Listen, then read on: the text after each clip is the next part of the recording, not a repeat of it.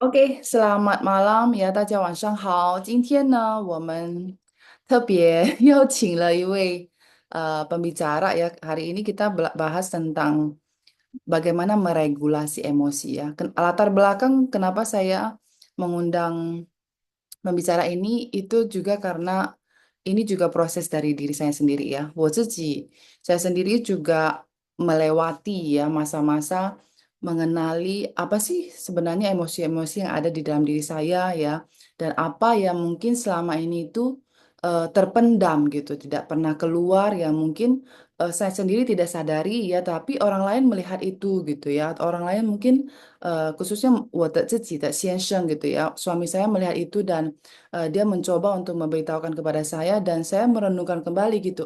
Kenapa ada ini ya gitu ya. Terus kenapa dan hal ini ternyata bisa menginfluence ya, bisa mengganggu kehidupan saya gitu ya, tidak membentuk saya menjadi pribadi saya yang seharusnya gitu.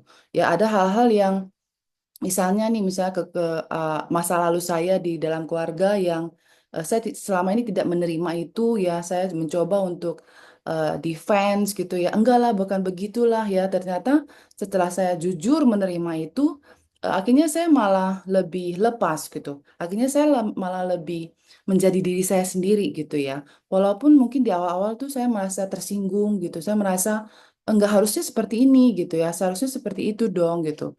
Lalu saya juga rindu ya, saya yang sudah diubahkan ya, saya yang masih terus akan berubah ini ya. Seharusnya tuh kita semakin hari kan semakin diubah menjadi semakin, kalau di dalam iman saya semakin seperti Kristus ya. Dan saya juga rindu saya menjadi pribadi yang semakin otentik gitu, semakin aslinya Caca itu seperti apa sih, aslinya Shirley itu seperti apa sih yang Tuhan mau gitu ya. Dan saya juga rindu teman-teman kami ya di ILC, khususnya lausu-lausu yang saya hargai, yang setiap pribadi di sini itu berharga di mata Tuhan, juga boleh ambil waktu sebentar gitu ya, atau ambil waktu di dalam kehidupan kalian itu untuk sungguh-sungguh merenungkan gitu. Sebenarnya emosi-emosi ini seperti apa sih gitu ya. Dan saya sendiri kan terbatas, saya butuh ahlinya ya untuk bisa membagikan itu gitu. Dan hari ini kita sama-sama belajar ya. Di sini tidak ada yang mencoba untuk merasa diri lebih hebat daripada siapapun ya. Saya sendiri juga masih belajar, jadi kita sama-sama bertumbuh di sini. Sebelumnya saya perkenalkan dulu, kita punya ya, kita punya pembicara ya. Ini itu Miss Melati. Beliau adalah teman rekan kerja saya dulu. Jadi saya pernah mengajar di Sekolah Pelangi Kasih di Krisenda ya, dan beliau ini sudah mengajar di sana berpuluh tahun ya, semua. Puluh tahun nggak sih? Ya, senior di sana ya, dan belakangan saya juga memperhatikan profil beliau ya. Beliau ternyata belakangan ini juga makin fokus di bidang konseling keluarga sih ya. Dan kiranya malam ini juga setiap kita boleh sama-sama belajar melalui ilmu yang sudah beliau duluan terima selama ini. Oke? Namanya Melatitan ya. Ini konselor anak dan remaja sekolah Pelangi Kasih. Lalu juga mengajar sekolah minggu ya di GKY Citra Garden, dan ini beberapa backgroundnya gitu. Oke, apa waktu dan tempat kami serahkan langsung ke Laoshi Miss Melati. 大家好，Anaknya itu 什么 juga murid saya dulu. Oke. ya, wah punya Mandarin sedikit-sedikit lah ya.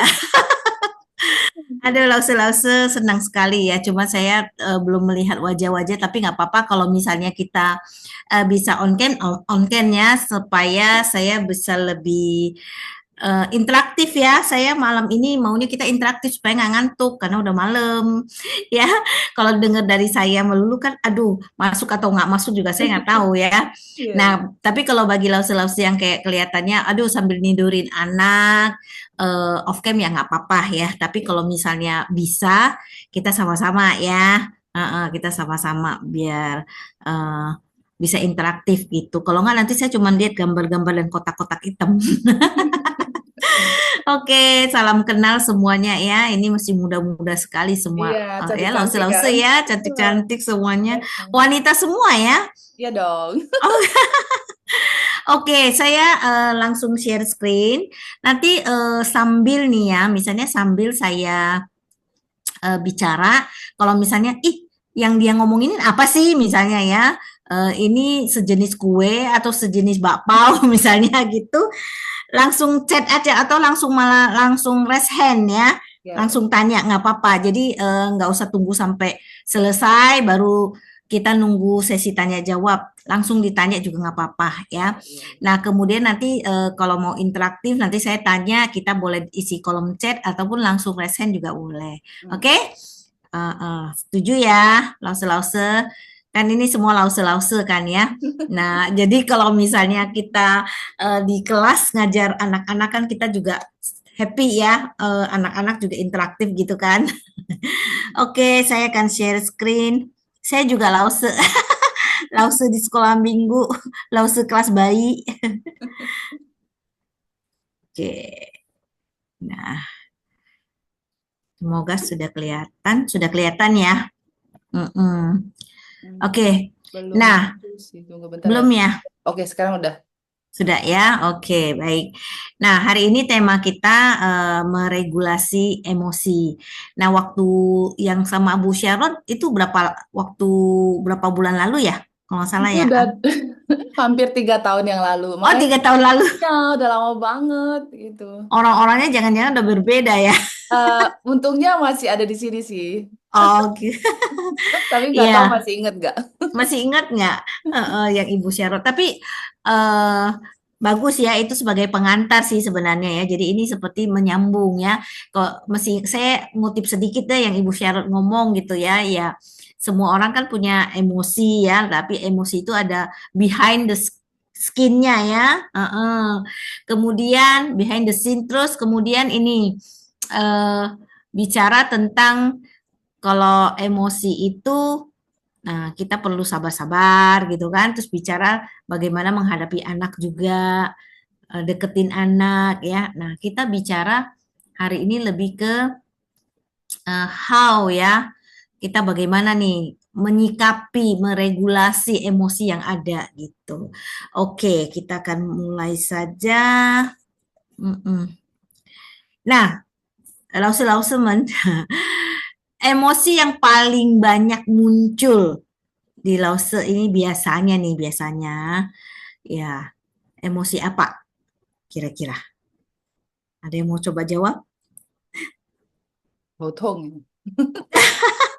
Emosi apa yang paling emosi yang saya maksud bukan emosi kan kalau di awam itu kan ini orangnya emosian. Emosian itu artinya kan dia pemarah, tapi emosi yang saya maksud ini semuanya ya, bukan hanya marah. Nah, yang paling sering muncul dalam kehidupan kita ataupun yang kita lihat orang-orang sekitar kita, emosi apa? Kalau misalnya lause-lause agak susah resen, boleh di chat juga ya, di kolom chat ya. Iya, boleh ketik di chat. Mm-mm, mm-mm. Yang lause perhatikan atau di anak-anak juga boleh ya, di murid-murid kita. Yang paling kita lihat Lelah, paling banyak apa? Lelah. Nah, lelah fatigue ini gitu, bisa fatigue. dua dua macam ya. Lelah fisik itu belum termasuk emosi, tapi lelah emosi, lelah mental. Nah, itu ya, itu termasuk. Aduh, capek deh gitu kan. Nah, capeknya bukan capek fisik kan, tapi capek mental ya. Mm-mm. Lelah, kemudian apa tuh? Apa tuh dua? Capek, Stres. stres. Iya, yang sering ya dilihat orang stres ya. Oke, ada lagi. Mm-mm. Gelisah, oke. Hmm. Galau gitu ya, Nilai belum gelisah. belum di up, Heeh. belum belum update nilai. Oke, ada lagi yang lain? Lause-lause yang sering kita saksikan pembulian. Hmm. Nah, pembulian itu sikap, ya. Nah, orang yang membuli berarti dia punya emosi apa biasanya? Kalau dia membuli, Membuli ya, orang yang Heeh. membuli ya. Berarti dia punya sikap marah, bisa marah ya. Marah, sikap sirik, jengkel. Oke, banyak ya. Superior, berarti sombong ya. Sikap ya. Emosi, jengkel, sirik, bersyukur. Ya. Ada lagi? Oke. Oke, thank you ya untuk responnya. Nah, kalau kita lihat banyak kalau anak kecil apa? Kalau anak murid biasanya yang kita perhatikan. Biasanya yang mereka ekspresikan biasanya nangis. Benar nggak? Hmm. Anak kecil nangis ya. Kalau orang dewasa apa? Marah ya. Marah. Ya, betul ya. Anak kecil nangis. Nah, kalau ditanya sama anak-anak nih, kok kamu nangis? Aku sedih. Nah, padahal belum tentu tuh sedih loh ya. Nah, kalau orang dewasa kan marah. Belum tentu dasarnya karena dia marah. Tapi ada emosi lain yang menyebabkan dia marah. Kita akan lihat nanti ya. Coba kita ingat-ingat diri sendiri ya. Tapi saya nggak akan tanya deh. Diri sendiri coba kita pikirin. Aku selama ini sama keluargaku. Nih biasanya sama keluarga yang paling kelihatan kan ya. Yang paling banyak muncul. Nah, sama orang paling dekat. Kalau kita udah deket sama murid, kita juga bisa sama murid misalnya. Mm-mm. Emosi apa yang paling banyak muncul saat saya bersama dengan orang yang saya kasihi? Sama pasangan, sama anak, orang tua, sama murid. Saat-saat selalu bersama dengan mereka, emosi apa yang paling banyak muncul dari saya? Jengkelkah? Marahkah? Kesalkah? Sedihkah? Tuh, takut? Macam-macam emosi bisa muncul ya. Apa? Oke. Nah, itu yang akan kita kelola nantinya ya. Masing-masing kita berbeda ya, emosi yang paling banyak muncul. Memang kita perlu mengelola semua sih. Cuman kita perlu apa namanya nanti eh meliskan nih, apa nih yang saya mau kelola dulu nih. Yang kedua apa, yang ketiga apa. Lalu pelan-pelan kita bisa menundukkan monster kita nih, emosi yang negatif yang menguasai kita itu monsternya kita ya. Semua orang punya monsternya tersendiri bukan? Saya juga punya monster saya gitu. Tapi perlu dijinakkan monsternya. Kalau enggak berbahaya untuk diri dan orang lain. Oke. Nah, ini saya kutip dari Google ya. Nah, tapi ini ada penelitiannya memang yang di permukaan kelihatan. Ini permukaan gunung es ya. Nah, yang di permukaan itu orang dewasa itu anger ya, anger iceberg ya. Jadi angry, marah gitu ya. Yang manusia-manusia lain, teman-teman lain, orang-orang sekeliling kita melihat, ya kita marah. Nah, di balik yang menyebabkan kita marah nih banyak-banyak emosi sebenarnya. Nah, kadang-kadang pernah nggak nih lause-lause ngalamin gini, marah-marah tapi akhirnya kita baru sadar kenapa ya saya marah ya. Kemarin dalam kondisi yang sama saya nggak marah kok, hari ini kok saya bisa marah sih, misalnya ya. Pernah nggak aware ya, kita perlu aware ya, apapun tentang diri kita, kita perlu aware gitu kan. Nah, ini misalnya apa yang menyebabkan saya marah? Saya ditolak, rejected ya, guilt, merasa bersalah, eh, apalagi nih, banyak ya, nervous, annoy, hurt, tersakiti, stress, lonely, banyak ya, worry, scare. Hari ini saya juga baru kepikir nih, baru saya, oh ini cocok nih saya jadi ilustrasi nih. Jadi contohnya gini ya, anak saya nih yang perempuan kan dia sekolah di Malaysia. Jadi ikut lomba gitu ya, lomba fashion design. Nah, setelah selesai dia kerjain, dikirim lewat Lion Parcel ke Malaysia. Lion Parcelnya itu menjanjikan 2 sampai 4 hari. Tapi hari ketiga belum kita lacak belum dikirim dari Jakarta. Kita komplain, setelah komplain dikirimlah ke sehari langsung nyampe tuh, sorenya nyampe, sampai di Malaysia, sampai di gudang. Di gudang 5 hari, nggak bergerak. Kan kesel gitu kan. Saya merasa frustasi, karena saya yang bantu mengirimkan. Jadi dia juga sedang mengerjakan yang lain, jadi saya membantu komplain ke WhatsApp-nya Lion Parcel. Yang jawab robot. Kalau robot kan kita ya mungkin lause-lause pernah pesen barang atau apa yang ngechat sana sini yang jawab robot kan kesel sekali gitu kan. Saya tuh lebih menguasai saya itu frustasi. Kenapa? Karena sudah deadline. Kalau udah melewati waktu, tidak diterima lagi, tidak bisa ikut lomba, ongkirnya sendiri sudah 400, belum kainnya, belum desain dan ini itunya kan, rugi gitu kan, sayang juga. Nah, frustasinya apa? Tidak bisa berbuat apa-apa. Ya, frustasi ya. Kita komplain mendesakkan, desakin, tapi yang jawab robot. Terus eh, jawabannya selalu setelah ketemu dengan customer service-nya bilangnya oke, kami akan follow up, mohon ditunggu, mohon maaf ketidaknyamanannya gitu ya. Tapi mereka nggak tahu di sini sangat frustasi. Di samping itu sudah mau lebaran, kita khawatir tutup gitu kan. Belum dikirim masih di gudang udah tutup libur 2 minggu misalnya. Itu udah habis tuh nggak bisa ikut lagi gitu kan. Nah sangat frustasi karena tidak bisa berbuat apa-apa. Biasanya kalau orang frustasi apa?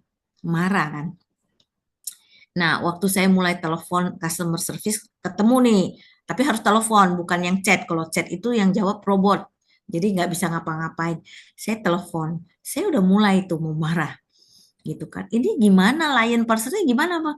Terus saya iya ya, saya marah juga percuma. Dia tidak menentukan paket saya terkirim atau tidak, satu. Yang menentukan sono. Nah, dia akan menyampaikannya ke pusat, nanti pusat yang akan mendesak sana. Yang kedua, kalau saya marah-marah ke dia, dia bisa nggak? Oke, dia ramah-ramah kepada saya, tapi habis itu dia stop, dia nggak sampaikan apapun kepada orang lain karena dia merasa jengkel karena saya marahin dia gitu kan. Nah, saya langsung oke, saya nggak boleh marah dalam hati. Saya tidak boleh marah, saya self talk ya. Saya tidak boleh marah. Ini kemarahan, kejengkelan akibat frustasi. Jadi saya menyadari gitu, ya, menyadari. Nah, ini kenapa bisa begitu? Karena sudah terlatih, ya, sering melatih diri gitu. Kalau misalnya saya tidak melatih, pasti saya udah marah-marah ke dia gitu. Ya, dan akibat yang jelek itu yang saya tanggung. Dia tidak sampaikan, dia akan marah juga kan, karena dia merasa kenapa saya yang dimarahin gitu, ya, customer service-nya. Nah, ini contoh ya. Jadi di balik kemarahan itu banyak sekali emosi-emosi yang menyertai. Ketika kita kecewa, kita bisa marah. Kita tersakiti, kita bisa marah. Nah, ketika kita berhadapan dengan orang lain, baik dia anak-anak, keluarga kita, teman kita, mereka marah, kita analisa dulu nih, kenapa dia marah ya? Hmm. Oh, dia sebenarnya butuh perhatian. Nah, oh sebenarnya dia kecewa, saya ingkar janji sama dia. Jadi kita bisa memahami gitu. Tapi kepada diri kita, kita juga bisa memahami diri dan kita merasa oke, saya tidak perlu marah karena jadi kita mencoba ya, mencoba memahami diri apa yang terjadi pada diri kita. Emosi apa yang mengganjal di hati ini gitu ya. Nah, ini jadi di balik kemarahan tuh banyak. Oke, kita lihat lebih lanjut. Nah, ini pernah nonton nggak, Lause? Pernah nonton eh apa film apa ini? Lause-lause? Inside Out itu ya. Inside Out ya, bener ya. Pernah nonton ini bagus sekali ya, kasih anak-anak nonton ya. Inside Out 2 sekarang kan, yang dulu pertama itu tahun 2012 kalau nggak salah. Nah, film itu dibikin bukan asal bikin ya. Jadi film itu kan si Peter tuh yang jadi itunya, sutradara dan pengarangnya. Peter apa namanya. Dan ketika dia membuat ini, dia konsultasi banyak dengan Dr. Paul Ekman. Dr. Paul Ekman ini ahlinya tentang emosi manusia ya. Nanti bisa search di Google tentang Dr. Paul Ekman ya. Nah, ini yang pertama nih, anger, sad ya, disgust, fear, joy. Joy termasuk emosi tapi dia yang positif. Tuh manusia ya, yang negatif banyak, yang positif cuma satu ya. Oke ya, ini kemudian kita lihat yang kedua nih. Nah, ini baru tahun 2023 kalau nggak salah ya. 2 tahun lalu nih. envy, anxiety, ennui, embrace ya. Nah, embarrassment ya. Nah, ini iri hati, cemas dan sebagainya ya. Nah, ini inside out 2. Nah, ini pengenalan emosi kepada anak ini sangat bagus ya. Oke. Nah, sebenarnya emosi itu banyak ya. Cuman eh, yang menjadi inti emosi itu tadi beberapa itu yang disebut oleh Dr. Paul itu ya. Nah, ini namanya emotion circle ya. Jadi ini lingkarannya enci adik sepupunya lah semuanya ya di sini ya. Angry kayak bitter, mad, agresif. Nah, kalau misalnya sad itu teman-teman depresi, hurt, guilty. Nah, itu macam-macam lonely. Oke. Nah, kita perlu mengenal sampai kalau bisa sampai agak kecilnya gitu ya. Aku ini lonely atau apa gitu ya. Itu bisa. Oke, kita akan lihat lebih lanjut.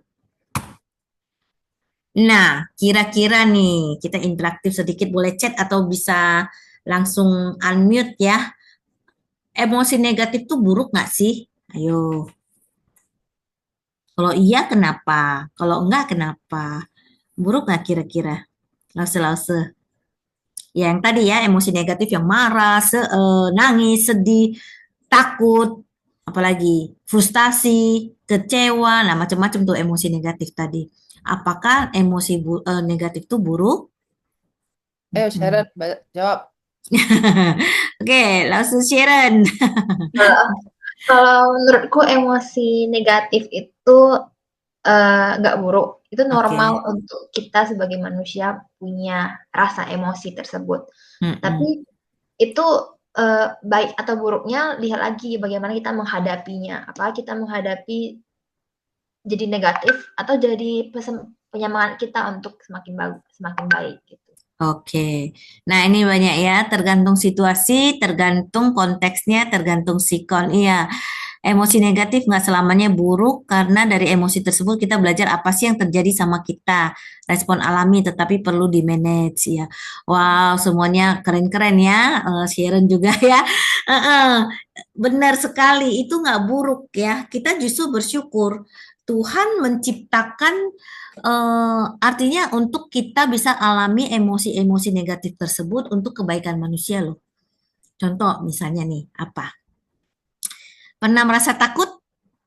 Nah, pernah takut ya. Nah, takut itu Tuhan berikan rasa takut pada manusia itu baik loh. Coba misalnya manusia bayangkan ya, kita imajinasi. Kalau manusia itu tidak punya rasa takut, apa yang akan terjadi dalam hidup kita? Ketika kita ketemu harimau, kita jalan aja ya. Terus kita mati diterkam, ya kan? Nah, itu karena nggak punya rasa takut gitu. Heeh. Terus apa? Eh, marah. Nah, kalau manusia tidak punya rasa marah, apa yang terjadi? Kira-kira Dibully terus. dibully terus ya, tidak pernah marah ya. Eh, iya, kita tidak bisa marah, tidak bisa mempertahankan hak-hak kita, ya kan? Mm-mm. Jadi ada apa namanya? Banyak kebaikan-kebaikan ya. Bisa saling menyakiti tanpa rasa bersalah, bisa bisa kalau manusia tidak bisa bersedih, nah apa yang akan terjadi? Bisa sakit loh, She. Bisa sakit ya, Iya. terus bisa apa lagi? Bener, bisa nggak punya empati dan Iya, compassion iya. Jadi karena kayak nggak numb, sedih ya, numb gitu ya. Jadi, kayak robot, ya iya. kan?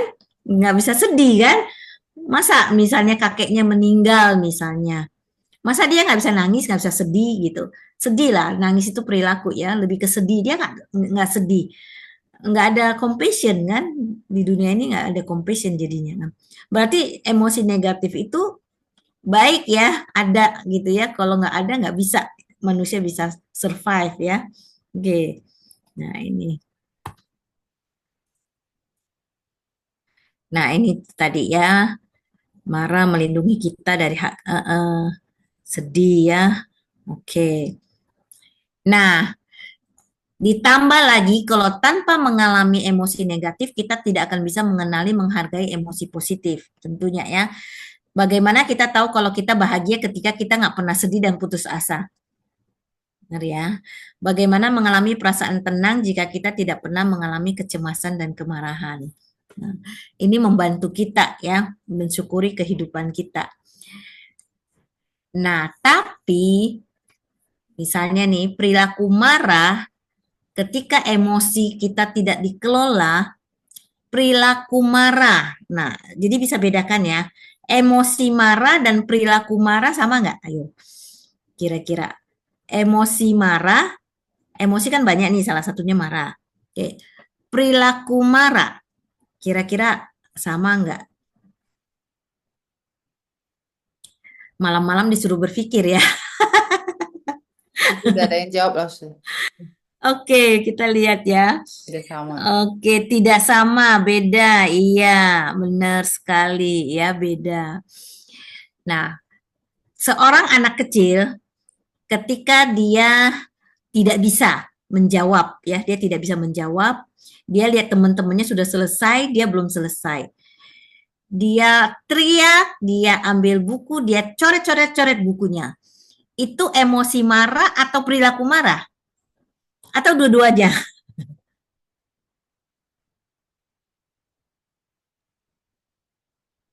Kita lihat ada yang chat ya. Perilaku, oke. Emosi itu muncul di hati, perilaku yang dikeluarkan, perilaku. Oke, perilaku betul ya, perilaku marah. Oke. Wah, ini keren-keren nih ya, Lause. Kayaknya sih malam ini kita stop sampai di sini karena semua udah tahu. Nah, perilaku marah ya, betul. Jadi sebenarnya nanti kita akan lebih dalam ya. Perilaku marah, perilaku yang menjadi ekspresi dari emosi, itulah yang kita lihat tepat atau tidak tepat. Nah, ya, nggak bingung kan ya? Semua manusia punya emosi, baik emosi positif maupun negatif. Emosi negatif Tuhan pun izinkan kita memiliki untuk kebaikan kita. Tapi ketika seseorang punya emosi negatif, dia mengekspresikan dengan tepat, berarti dia sudah di jalurnya. Nah, ketika dia punya emosi negatif, dia mengekspresikannya dengan perilaku yang tidak tepat, berarti yang diperbaiki perilakunya, cara mengekspresikannya. Misalnya, saya punya dompet ditarik orang, saya marah nggak? Pasti marah. Atau enggak? Saya nggak marah karena dompetnya kosong misalnya ya. Tapi saya akan marah kalau isinya banyak ya. Saya marah gitu kan. Kesal gitu. Kenapa ditarik, dirampok dan sebagainya. Normal kan? Itu sesuatu yang normal. Atau ketika misalnya kita sendirian di rumah mati lampu, terus di depan pintu ada yang gedor-gedor pintu, teriak-teriak. Ada takut nggak? Saya pikir kalau kita takut itu normal kan? Bisa nggak ketika kita takut seseorang bilang, ah nggak usah takut, jangan takut. Apakah takutnya hilang? Nggak hilang rasa takut itu kan. Nah itu emosi.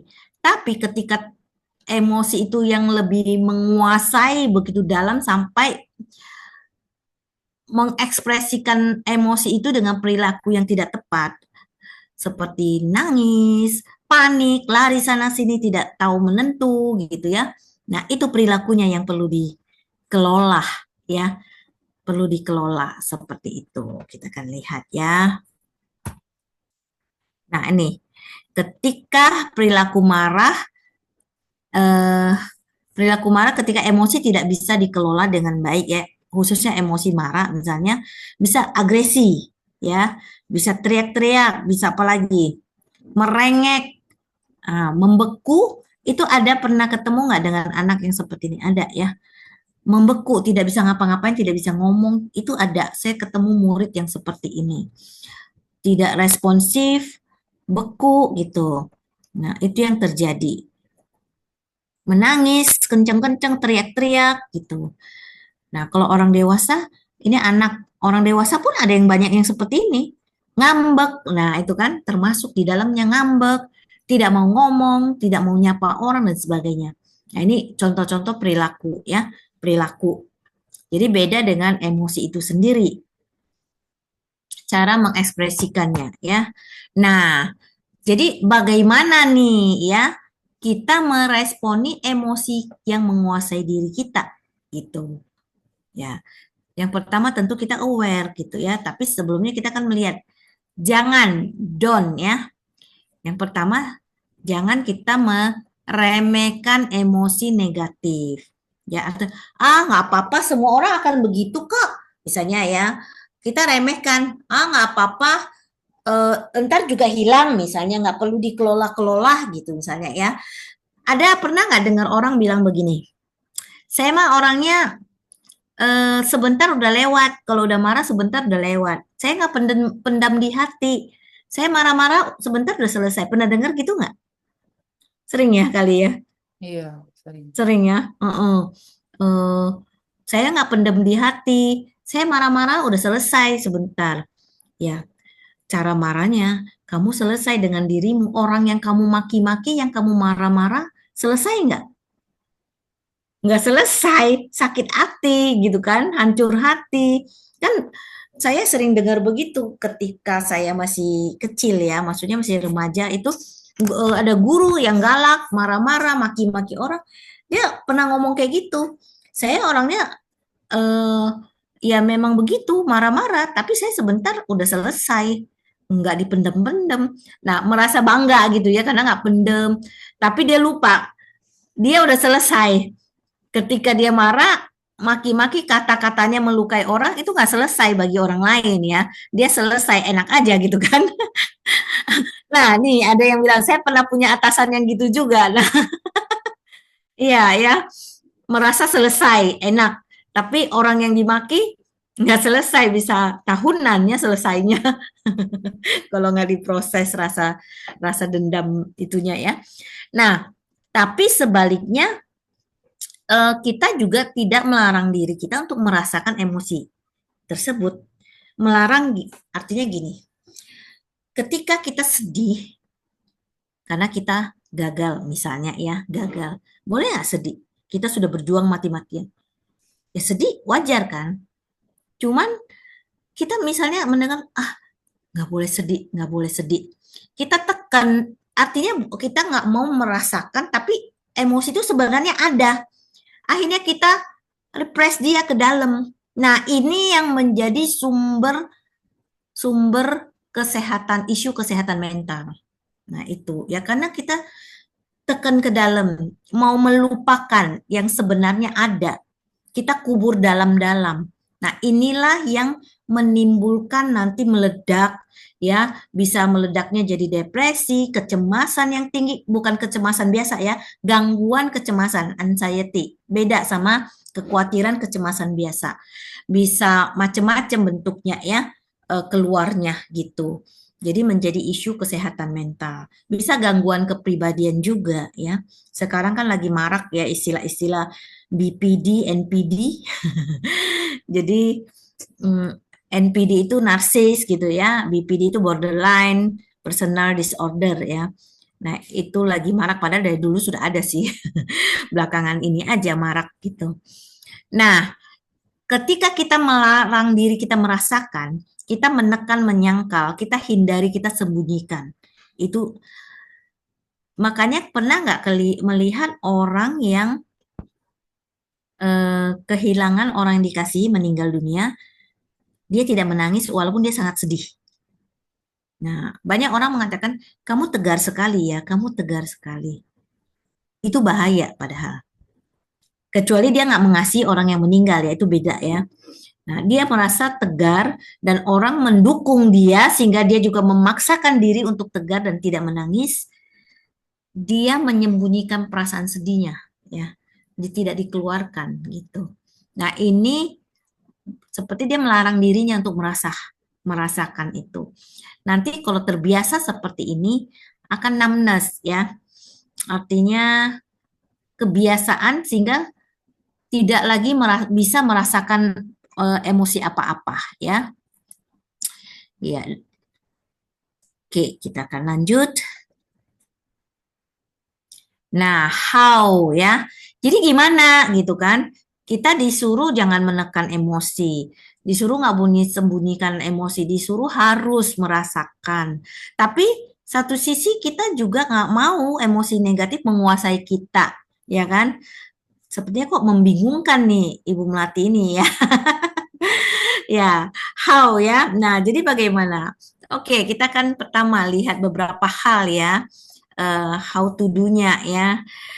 Nah, ini bisa untuk diri kita dan anak-anak kita juga ya, yang kita misalnya anak sendiri, anak kandung ya, atau murid ya. Nah, kita pertama kenali dulu nih, yang seperti tadi saya bilang, kita bentuknya marah. Tapi kenapa saya marah? Sebenarnya ada apa? Oh, ternyata saya frustasi. Barang saya belum dikirim nih, seperti saya ya. Saya rasanya mau marah kan. Tapi ternyata sebenarnya di balik marah itu yang lebih ini adalah penyebabnya saya frustasi gitu. Nah, jadi kita kenal dan kita memberikan nama terhadap perasaan tersebut. Apalagi anak, kalau kita membantu anak, mereka tidak tahu nama perasaan, tidak kenal, kita bisa bantu mereka. Misalnya seorang anak kecil, murid kita ya, datang dan dia merasa jengkel karena apa? Karena dia nggak bisa-bisa, misalnya dia mau pasang tali sepatu gitu ya, copot lagi, dia sedang apa? Saat itu kalau misalnya kita bisa bayangkan ya, imajinasikan seorang anak ketika dia ikat tali sepatu masih kecil misalnya, copot, terus dia ikat lagi, copot lagi, ikat lagi, copot lagi. Begitu jalan, copot lagi. Kira-kira apa sih yang dia emosi yang menguasai dia itu? Iya, dia frustasi. Tapi biasanya apa yang terjadi? Yang dia ekspresikan? Marah, ya kan? Gitu ya. Atau nangis, ya kan? Bisa gitu kan? Dia nangis atau dia marah. Bisa dua hal misalnya. Nah, jadi kita bantu dia. Oke, ada apa sama kamu? Oh, kamu lagi ikat sepatu. Kamu nggak bisa. Kita bantu dia kan? Jadi kamu merasa kesel ya, nggak bisa ya. Nah, itu bisa mewakili ya. Jadi dia lagi kesel karena kamu nggak bisa berulang-ulang, tapi gagal lagi ya. Nah, misalnya anak-anak kecil yang belum mengerti kata frustasi. Tapi kalau dia udah tahu kata frustasi, kita bisa mewakili dengan kata, oh kamu merasa frustasi ya. Jadi kita kenali dulu dan kita memberikan nama pada perasaan emosi yang menguasai dia. Jadi dia tahu, oh iya yang saya rasakan sebenarnya ini gitu kan. Atau dia kecewa. Nah, kan kekecewaan itu biasanya karena meminta sesuatu nggak dapet ya, menginginkan sesuatu tapi nggak dapet. Sehingga kecewa. Kita orang dewasa pun seperti itu bukan? Tapi bukan berarti mereka harus mendapat apa yang mereka mau. Jadi anak itu boleh kok dilatih untuk menghadapi kekecewaan. Tapi kita bantu, kan? Nah, ketika dia marah, kita bisa lihat, oke, kamu merasa kecewa ya karena kamu sebenarnya sangat ingin, tapi kamu belum bisa dapet. Ya, karena memang kamu belum waktunya dapet. Eh, dia udah dapet karena dia misalnya poinnya udah dapat 5 nih bintang, dia udah dapat hadiahnya. Kamu kan belum ngumpulin. Miss tahu kok kamu pengen banget, kamu kecewa hari ini nggak dapet, tapi nggak apa-apa. Ayo, kamu masih ada waktu, kamu bisa dapet. Misalnya kayak gitu ya. Jadi kadang-kadang kan orang dewasa itu siapa suruh kamu belum ini, ya makanya kamu nggak dapet gitu kan. Jadi makin dimarahin ya.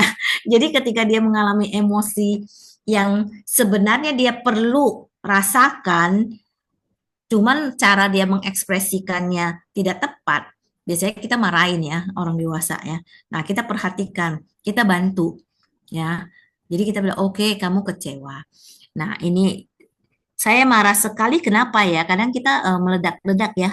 Apalagi kalau udah capek, pulang kerja, menghadapi anak yang dalam tanda petik susah dibilangin. Atau kita lagi patah hati, lagi ada masalah di rumah, datang ke sekolah, menghadapi murid yang susah diatur, kita jadi meledak, marah. Tapi kalau mau aware, mau jujur, kadang-kadang memang mereka memicu ya. Tapi sebenarnya di dasar kita, hati kita sudah dikuasai oleh amarah, emosi kita. Sehingga Ketika dipicu sedikit kita jadi meledak gitu. Nah, itu kita kalau mau jujur pada diri sendiri, kita self talk ya, ngomong pada diri sendiri.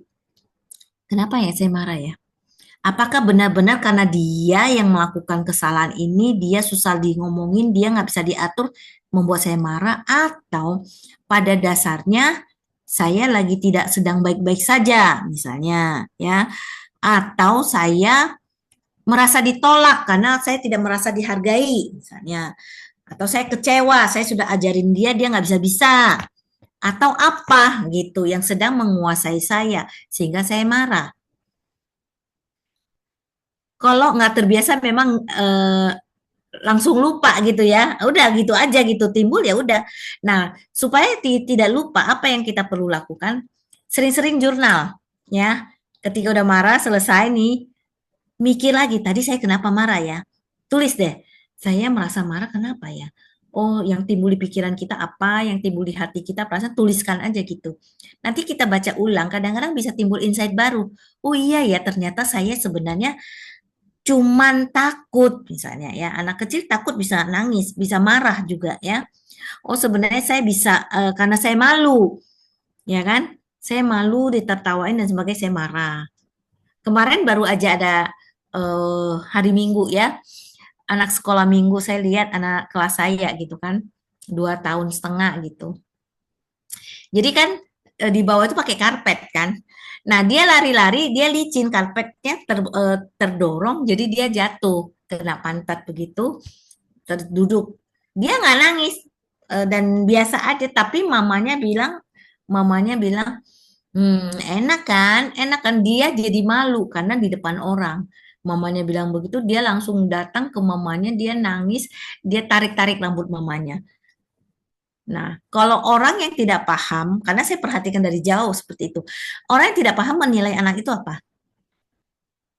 Kurang ajar ya, apalagi nggak sopan. Mamanya kok mau dia, ya memang kita nggak, maksudnya tidak memperbolehkan ya. Nah, nanti di belakangan kita bisa ajarin ini sesuatu perilaku yang tidak baik gitu kan. Tapi emosi yang menguasai dia itu kan dia marah, perilakunya marah, keluarnya marah, tapi sebenarnya apa? Di dasarnya tuh dia malu gitu ya. Dia malu sampai dia mukanya dia peluk mamanya, mukanya setelah dia pukul mamanya mukanya disembunyiin ke ketek mamanya gitu ya. Jadi dia sebenarnya malu gitu.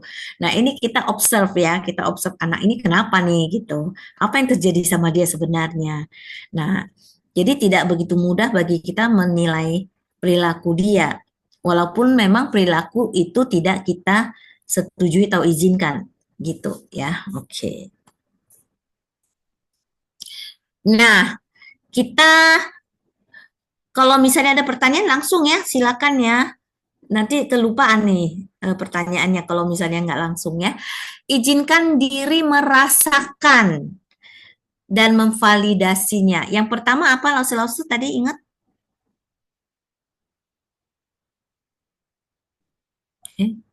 Eh, kenali dulu. Kita mengenali dan menamai ya. Setelah kita kenal, oh iya, saya sedang ini nih. Oh, perasaan saya ini. Kita namai. Setelah kenal, namai, izinkan merasakan. Ya, jangan, oh iya, saya sedih ya. Oh, kok gitu saya nggak boleh deh, nggak boleh sedih. Udah, saya tutup, saya happy-happy aja. Nah, itu berarti tidak izinkan diri merasakan. Ya, misalnya, oh iya, saya lagi marah. Atau, oh iya, saya lagi merasa bersalah nih. Makanya saya bawaannya jadi marah. Iya ini nama perasaan inilah bersalah pada diri sendiri, merasa bodoh. Terus habis itu, nggak boleh begitu, nggak boleh. Udah saya tutup, saya nggak boleh izinkan emosi itu enggak. Kita izinkan, iya saya memang salah. Saya memang melakukan ini dan saya merasa sangat menyesal. Memvalidasi ya. Dan menyesal itu sesuatu yang memang hmm, diizinkan untuk merasa menyesal, semua orang juga bisa merasa menyesal. Artinya valid untuk merasa menyesal itu. Kadang-kadang bisa merasa bodoh gitu ya. Saya merasa bodoh melakukan itu. Ya valid, ya valid. Nah, kita izinkan. Nanti setelah izinkan apa? Pelan-pelan kita, oke, saya harus mengampuni diri sendiri. Ya, saya itu bodoh, betul. nanti kita memberikan makna juga. Setelah bisa mengampuni diri sendiri, kita bisa melihat, saya mau jadikan ini jadi pembelajaran. Nah, karena rasa salah ini gitu kan. Kalau kita nggak pernah merasa bersalah, kita nggak belajar apa-apa ya kan. Kita izinkan kita merasakan emosi tersebut dan memvalidasinya. Banyak orang yang depresi, jadi penelitian ini mengatakan banyak orang depresi eh, banyak persentase karena tidak bisa mengampuni. Nah, dari presentasi yang tidak bisa mengampuni, disurvei lagi. Depresi, tidak bisa mengampuni, terbagi lagi tidak bisa mengampuni orang atau diri sendiri. Ternyata tidak bisa mengampuni diri sendiri itu lebih tinggi persentasenya. Nah itu ya, kalau tidak bisa mengampuni diri sendiri itu jatuh-jatuhnya depresi ya, dan tinggi ya. Kalau kondisi tidak sempat, apakah bisa ditunda? Oke. Maksudnya apa ya nih ya? Kalau kondisi tidak, Kan tadi kan katanya mm-mm, mengenal emosi nih, ya kan? mm-mm, Kondisinya pas lagi marah-marahnya ternyata Ai nggak bisa dikenali gitu. Apakah emosinya dipendam dulu nanti setelah selesai nih baru nih di di apa ya direnungkan kembali begitu. ya ya bisa. Tapi kalau kita mau lebih baik lagi, kita Oke. perilaku marah-marahnya tidak, karena kita sudah terlatih misalnya ya. Tapi kalau udah istilahnya kebablasan ya, Hmm. lupa nih marah-marahnya udah keluar, ya ditunda. Jadi bisa nanti malam dituliskan misalnya apa ya, saya lagi apa sih sebenarnya ya. Tapi kalau kita melatih diri untuk bisa self control itu lebih baik lagi. Iya. Mm-mm, mm-mm. Nah ini apa yang saya rasakan, kita izinkan ya. Kita tidak melarang ya, sama wajar saya marah kalau saya disakiti, wajar saya sedih kalau dikhianati. Jadi validasi ya, artinya kita izinkan ya. Oke, yang pertama tadi mengenali dan menamai. Yang kedua mengizinkan ya dan memvalidasi, dan yang ketiga penyebabnya. Nah, kita cari ketika banyak tekanan dalam kehidupan kita, kita bisa menimbulkan khawatir, marah, frustasi, kesedihan ya. Nah, itu kan karena tekanan. Jadi kita bisa, oh iya karena saya banyak kerjaan ya. Nah, sehingga kita tidak menjadikan orang lain sasaran empuk kita, menjadi menerima rasa perilaku kemarahan dan kekhawatiran dan frustasi kita. Kita tidak menjadi mereka sasaran. Yang menjadi sasaran kita siapa? Biasanya kita limpahkan ke mereka gitu. Nggak mungkin orang tidak kenal ya, nggak mungkin orang lain yang tidak mengenal kita, kita tidak kenal dia. Dan nggak mungkin bos kita kan, kalau kita punya bos, kita jadiin bos kita sasaran. Besok dipecat ya. Yang kita jadikan siapa? Orang terdekat. Nah, makanya kenapa banyak konflik sama orang terdekat, karena orang terdekatlah yang menerima sasaran kita gitu kan.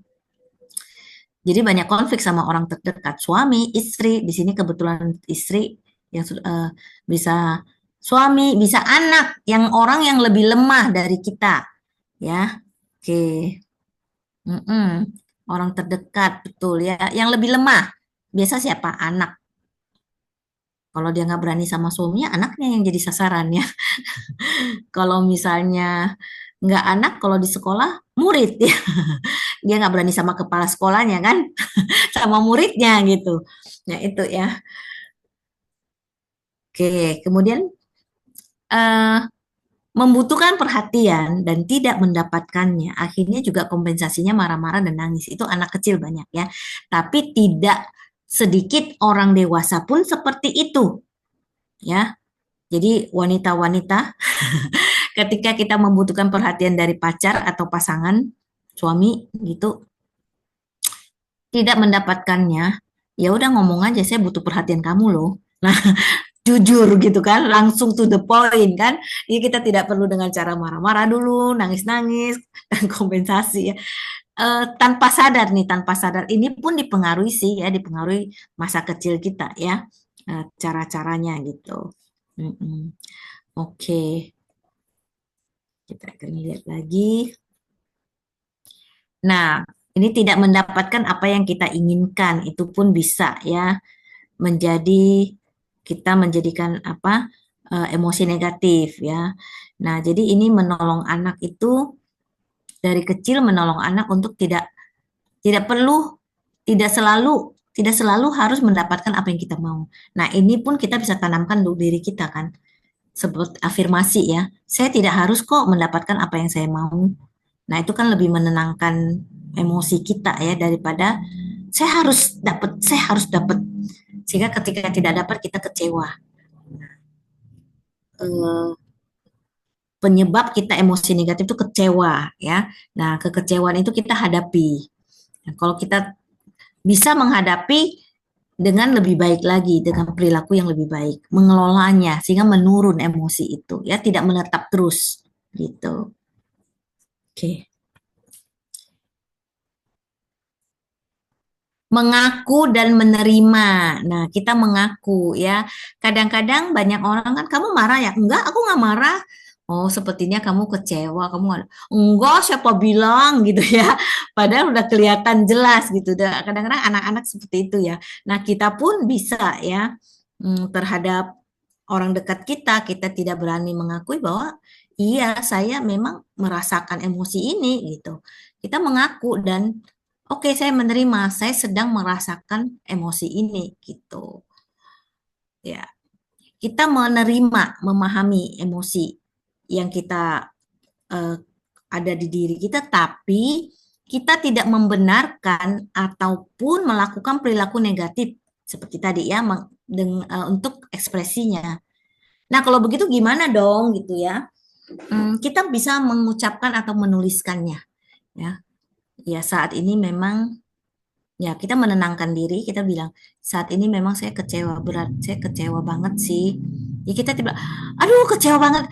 Dan kita marah-marah kepada orang yang mengecewakan kita. Misalnya, kita maki-maki dia, kita menyalahkan lingkungan, menyalahkan situasi. Nah, itu tuh.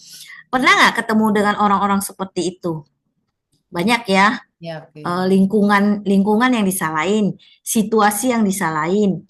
Iya. Coba kalau misalnya nggak gini kan nggak akan terjadi gini gitu kan. Nah, Orang lain jadi ya. orang lain, ya. Bu, ini ada Heeh, pertanyaan nih. mm-mm. Kalau diafirmasi balik ke awal, jadinya masuk ke fase tertahan emosinya, Bu. Kalau diafirmasi ya, misalnya contohnya seperti apa? Oke, afirmasi itu artinya saya menerima, ya. Saya menerima, setelah itu saya afirmasi, oke, saya memang ini gitu kan, mengakui. Tapi kalau tertahan itu biasanya nggak mau mengakui. Udah, saya tutup aja deh, saya melupakan. Padahal itu masih dikuasai, tapi kayak udahlah dilupakan, ditanamkan dalam-dalam. Nah itu, jadi nggak diproses ya, nggak diproses. Misalnya contoh, eh, kecewa bisa langsung hilang nggak bisa langsung hilang kan, kita perlu memprosesnya kan, apalagi rasa bersalah, bisa sedikit demi sedikit kita proses dan mengaku, iya saya salah, saya mengaku, aduh saya benar-benar bodoh, tapi saya belajar untuk tidak seperti ini lagi, saya melihat apa sih yang mau, pengalaman apa sih yang perlu saya ini lagi, terus kita merenung dan kesedihan itu belum hilang langsung, tapi setidaknya kita sadar, oh iya saya sedang mengalami duka cita karena rasa bersalah. Tapi beda dengan memendam, pura-pura melupakan dan berusaha happy dengan cara apa? Misalnya saya pergi ke dugem, melupakan semuanya ya. Saya pergi Healing-healing. happy, healing. Nah, itu yang istilah awal healing ya. Berusaha melupakannya dengan happy-happy, shopping-shopping gitu. Berusaha melupakannya. Boleh nggak shopping-shopping? Boleh, tapi bukan berusaha melupakan, ya tetap direnungkan gitu kan. Mm-mm. Tapi kalau untuk ini ke sana ke sini berusaha melupakannya, nah itu terpendam di dalam gitu. Eh, Menggerogoti ya, tidak terbuka ya, tidak ini gitu. Berarti intinya tuh setiap emosi yang ada di dalam kehidupan kita itu Mm-mm. harus dijalankan ya, harus dilewati gitu ya. Iya, karena kalau itu datang sama kita, kita perlu merasakannya kan ya. Hmm. Cuman memang eh, kita juga belajar untuk self control atau mengelola tidak mudah, misalnya kesel ya, Hmm. tidak terlalu mudah terpancing gitu. Eh, Misalnya contohnya naik mobil, ada yang set lewat kita motor misalnya cepet Alif kan, gitu. nyalip gitu kan. Kalau kita yang aware-nya tinggi, self awareness-nya biasa kita oh ya udah, ya terserah dia terbang sana Lagi gitu kebelet kan. ya, lagi kebelet. Lagi kebelet kali terbanglah sana gitu, terserah dia lah. Ya kita tidak merasakan emosi negatif kan. Tapi kalau kita membiasakan diri, apaan sih ini orang misalnya gitu kan. Nah, itu kan emosi apa tuh yang muncul? Langsung marah tentunya, Nah, tapi ada perasaan apa tuh? Tersaingin kan? iya. Iya, Nggak bisa. tersaingin. Heeh. Ini yang Nah, jago nyetir nih keluar nih. aduh, merasa apa gitu kan? Kesel. Iya, ya bisa kesel kan. Nah, kenapa harus kesel gitu kan? Kita nggak kenal dia, biarin aja gitu. Kadang kan pemikiran kita seperti itu kan. Tapi ya kadang-kadang itu cepet datang, emosi negatif itu cepet datang. Tapi kita perlu juga belajar cepet aware. Oh ya, saya kesel. Nah, kita ngaku nih, jangan bilang, kamu kesel ya? Enggak, saya nggak kesel, padahal kita kejar dia misalnya. Ya, kita mengaku, kita terima. Oke, tapi saya belajar, oke, next time saya nggak perlulah seperti ini misalnya ya. Jadi ada emosi-emosi yang perlu kita terima, kita tetap proses, kita rasakan dengan baik. Tapi ada emosi-emosi sebenarnya kita nggak perlu, kita buang, bukan di repress ya. Tapi sebenarnya kita nggak perlu ambil gitu loh. Yang mobil tadi itu kan nggak perlu diambil kan. Tapi kalau emosi misalnya kita kehilangan, kita berduka kan. Kehilangan uang 100 juta duka cita nggak? Juga. Berduka cita banget gitu kan. Sedihnya bisa berbulan-bulan gitu kan. Nah, kita perlu nggak merasakan? Perlu. Jadi kita jangan bengong. Kalau kita nggak mau merasakan lama-lama kosong. Kosong jadi bengong. Itu yang jatuh ke depresi gitu. Hmm. Mm-mm. Jadi perlunya kita merasakan, iya saya sangat sedih ya. Aduh saya merasa bersalah kenapa saya begitu bego ya. Saya beli itu barang misalnya. Saya rugi besar. Waduh gitu. Nggak apa-apa. Kita mengalaminya, merasakannya. Dan sehingga dengan step berikutnya kita bisa pelan-pelan menurun ya. Pelan-pelan menurun gitu. Oke. Seperti kedukaan ya. Kalau kita nggak mau merasakan kedukaan, udah deh, dia udah senang di surga. Itu kan kata-kata klise ya yang sering kita dengar. Dan kita pura-pura tidak sedih. Padahal kita repress. Nah, itu yang bahaya. Karena tahapan kedukaan, mau kehilangan harta atau kita jadi sakit, kehilangan kesehatan tentunya namanya, atau kehilangan orang yang kita kasihi, itu mengalami beberapa step emosi. Step yang pertama adalah shock ya. Nah, kaget. Yang kedua denial. Enggak mungkin. Kok seperti itu enggak? Kemudian apa lagi? Kita menjadi marah. Nah, setelah marah, karena frustasi tidak bisa berbuat apa-apa, akhirnya bargain. Kalau boleh, jangan dong saya sakit cancer misalnya ya. Aduh, kenapa saya harus mengalami ini apa? Jadi kayak Tuhan kalau misalnya saya ini bargain ya. Setelah itu baru masuk ke tahap sedih, deep ya, depresi gitu kan, sedih atau Frustasi. ya. Kemudian baru masuk ke pelan-pelan bisa menerima. Nah, itu wajar tahap-tahap itu dilewati. Kalau ada orang yang kedukaan dan tidak melewati beberapa tahap, dia sepertinya oke, fine-fine aja. Padahal yang meninggalkan dia adalah orang yang sangat dia kasihi. Itu dia bertahun-tahun kemudian akan keluar menjadi dampak negatifnya ada gitu. Karena dia tidak merasakan. Itu saya jumpain banyak klien saya gitu. Ya, jadi seorang ibu sekarang dia lagi depresi, depresinya akibat beberapa rentetan masalah, yaitu kokonya sakit ginjal, suaminya tiba-tiba waktu general check up ketahuan ada jantung, harus dikateter. Nah, cecenya juga sakit. Dia jadi depresi. Kenapa? Karena ketakutan. Ketakutan apa? Ketakutan kehilangan orang yang dikasihi. Ternyata Gali punya Gali, waktu kecil mamanya meninggal, dia tidak mengalami proses itu. Gitu. Jadi dia tidak dibantu juga gitu. Jadi trauma kehilangan dipendam dalam-dalam. Nah itu. Ya, menerima ya. Oke, kita lanjutkan ya. Mm-mm.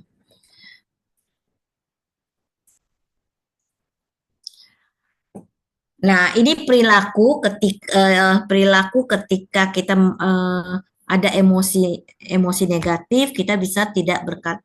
Nah, ini perilaku ya, usahakan tidak berkata-kata kasar, tidak teriak, tidak membuang barang, tidak melukai, tidak memendam atau membenci. Ini anak-anak juga ya. Jadi ketika kita mengajari mereka, ketika kamu boleh marah, nggak apa-apa, itu perasaan normal. Artinya kamu boleh merasakan marah ketika kamu disakiti orang. Tapi perilakunya nih ya, tidak teriak, tidak buang barang, tidak melukai. Gitu. Nah, kemudian kita belajar self control nih, masuk nih ya. Ini biasanya kecemasan, ketakutan dan kemarahan nih ya membuat tidak terkendali anak-anak ya, panik gitu. Nah, untuk diri kita juga ya. Jadi kita melatih ketika anak marah, dia tidak menjadi agresif. Nah, ketika dia melatih diri untuk stop. Ketika dia mau marah, dia merasakan emosi marah, tapi ketika itu mau keluar, maki-maki orang atau mukul orang, dia stop dulu nih.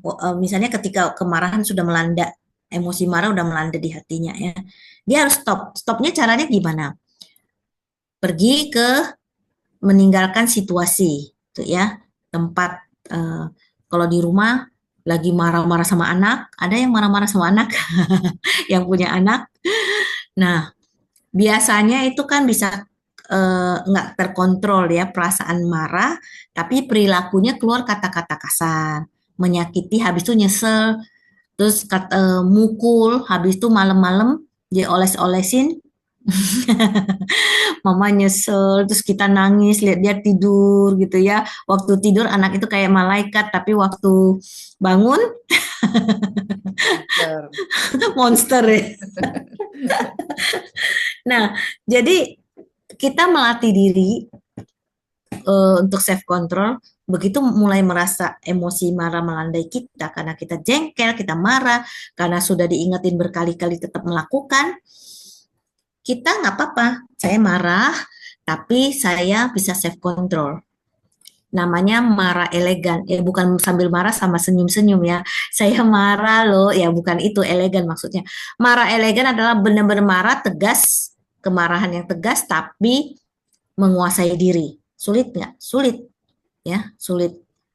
Tapi kita bisa belajar, berlatih sehingga kita juga bisa menolong anak dan murid kita dan mereka bisa menyaksikan kita.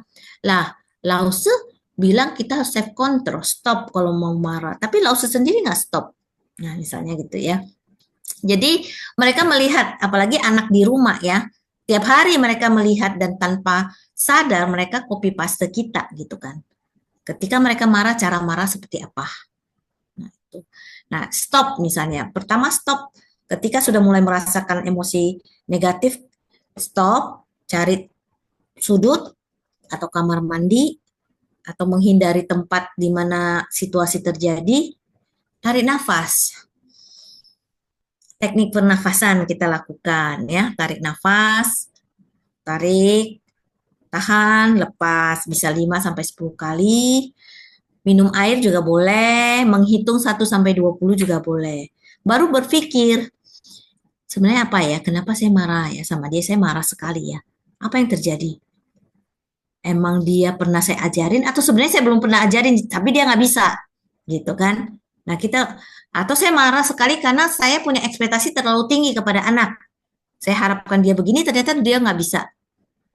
Sehingga saya marah. Kita berpikir, think ya. Nah, setelah berpikir kita ambil kesimpulan. Oke, iya sebenarnya hmm, saya nggak perlu marah atau sebenarnya saya marah karena ini.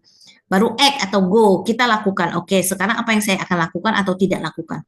Oh, berarti saya nggak perlu marah-marah ke dia, saya tidak perlu hukum dia. Yang saya lakukan adalah saya ajak dia ngomong, misalnya, ya. Apa yang saya akan lakukan? Oke, saya diam dulu. Saya eh, calm down dulu, nanti saya bicara sama dia, misalnya seperti itu. Mm-mm. Nah, itu self control ya. Nah, ini. Oh, ternyata saya menuliskan di sini nih ya. Oke.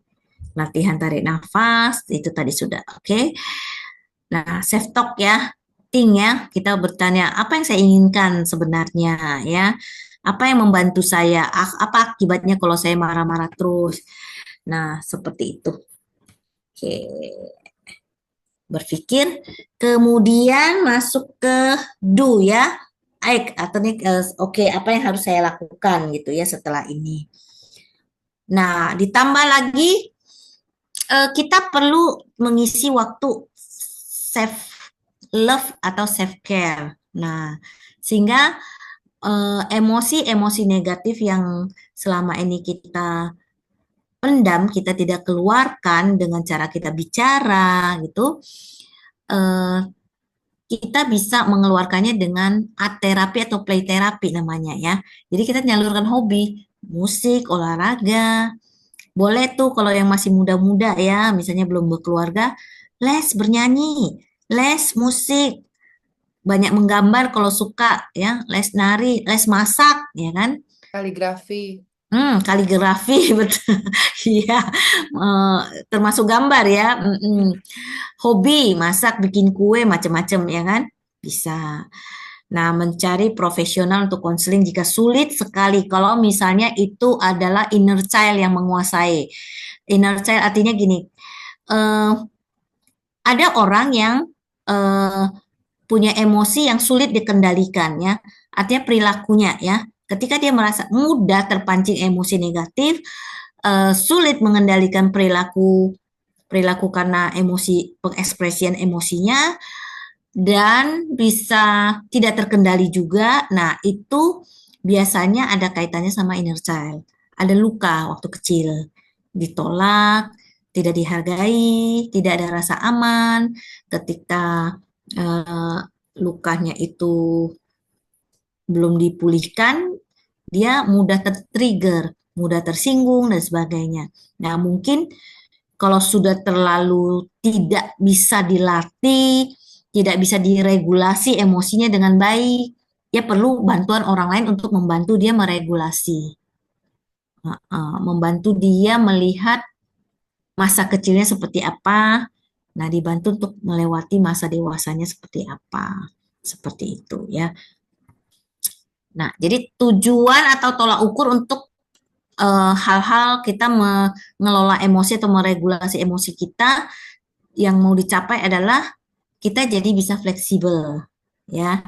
Jadi lebih fleksibel flexibility ya. Jadi kita bisa lebih fleksibel orangnya. Eh, ya kalau nggak dapat ya sudah gitu misalnya ya. Oh kalau dia mau menang ya udah saya nggak perlu marah. Belajarlah fleksibel. Eh, adaptability ya. Jadi seperti bisa adaptasi. Nah, kalau orang yang sulit adaptasi dengan kondisi atau situasi atau apapun, itu mudah stres ya. Jadi kesulitan untuk bisa lentur, jadi mudah stres gitu. Toleransi terhadap frustasi juga. Nah, ini perlu untuk membantu kita meregulasi emosi kita ya. Bisa belajar problem solving juga ya. Ini tolak ukur kita karena kalau dengan emosi negatif menguasai dan seketika juga perilaku negatif menguasai problem solvingnya jadi jelek kan ya. Mm-mm. Tidak menghasilkan apapun. Tapi kalau kita sempat tadi stop, terus think, berpikir, nah itu menghasilkan problem solving yang oke gitu kan. Bisa mendapatkan, oh iya iya harusnya seperti ini, oh iya solusinya seperti ini gitu. Oke, kira-kira kayaknya selesai deh. Ya, coba lihat masih ada nggak? Oh iya, selesai benar. Saya stop share ya. Ya, ya. Kira-kira ada yang mau bertanya dan sulit dipahami atau bagaimana? Silakan Silakan ya. ya, silakan kita diskusi. Silakan diskusi. Mungkin yang terakhir yang tolak ukur atau tujuan yang mau dicapai itu saya sendiri Mm-mm, alami ya. Misalnya mm-mm, lebih lebih menerima keperbedaan sih. Jadi mm-mm. lebih menerima oh ternyata tuh ada tuh orang yang seperti ini gitu ya. Ini mungkin lebih ke diadaptasi kali ya. Toleransi juga Ya, bisa ya. toleransi gitu ya. Jadi lebih Ya. toleransi ada seperti ini. Jadi kita juga harus belajar untuk menerima mereka. Walaupun mungkin bukan berarti kita biarkan saja begitu ya. Tetapi kita tahu nih, oh jenis orang ini seperti ini. Mungkin dia ada luka, mungkin dia ada sesuatu gitu. Kalau diomongin soal keluarga, mungkin dia agak baper begitu ya. Jadi kita lebih bisa menerima orang sih ya, menerima orang untuk kita bisa sama-sama bertumbuh sih. Saya sendiri merasakan apa tolak ukur ataupun boleh dibilang hasil di dalam kita berproses meregulasi ini gitu. Mm-mm, mm-mm. Iya, Iya, benar sekali. thank you Bu. Oke, ya. Thank you Bu Kira-kira, Melati. thank you. Ya, Ada yang mau bertanya? Silakan boleh di kolom kolom chat atau langsung juga boleh. ya langsung juga boleh Silakan. ya. Langsung juga boleh. Ternyata semua sudah tertidur. Aduh. Ayo, ayo, ayo. Silakan, silakan. Mungkin kita buka 10 分钟 ya, 10 minutes. Selamat Iya, malam, coba. Ko Joni. Ini juga ada Ko Joni ya. Mungkin Malam Lause. ya, Sisi ya. Aku kalau usul mah lebih baik jangan ditanya seperti itu, Bu. Bu siapa? Bu Bu Melati ya. Melati ya. Lebih Heeh. baik dengerin aja. Ini kan guru-guru udah pada jalanin jam terbang. Mereka Iya, udah praktek. So, apa case yang mereka hadapin yang pada titik bisa itu dibagikan mereka ini. iya yang lebih lebih baik discuss actual realnya case yang pernah mereka jalani. Silakan, silakan. Silakan, silakan. Iya. Mungkin Talia Chen juga ya, banyak itu dia ceritanya. Ya, bisa mencoba apa yang kita dengar, coba di combine sama Tadi kasus, case-case boleh. kasus-kasus sehari-hari kan, boleh sharing ya. Oke, silakan ya, seperti yang Pak Joni bilang tadi ya. Oke, silakan. Mm-mm. Atau mungkin Pak Joni mau mulai duluan juga boleh. Bukan, kalau aku sih lebih merasa aku nggak tahu ya startingnya karena aku kan jump in the middle. Tapi Mm-mm. poinnya adalah diskusi ini jadi pada kayak apa ya? Kayak tertutup. Mereka tuh kayak ada benteng gitu loh. Aku ngerasain auranya saat ini. Takut nggak? Ntar kalau gue ngomong gini, aduh, gue kena cengan lagi. Gue dicatat lagi nih. Ntar dipanggil lagi, dikuliahin lagi. Tapi maksud gue gini, itu real case yang perlu dibahas karena terus terang aku bisa paham ya, generasi guru-guru di usia mereka berhadapan dengan generasi yang lebih bawah lagi, itu konflik generasinya aja udah gede gapnya. Oke, teorinya kita cooling down, kita cari tahu penyebab kemarahan kita. Tapi kalau anaknya ngeyel, udah di ngomongin malah kayaknya ngegasan dia. Kita udah berusaha kontrol, kita udah berusaha toleransi, tapi dia ngegas terus nih. So what I should do gitu loh. Call a friend. Call a 911. friend.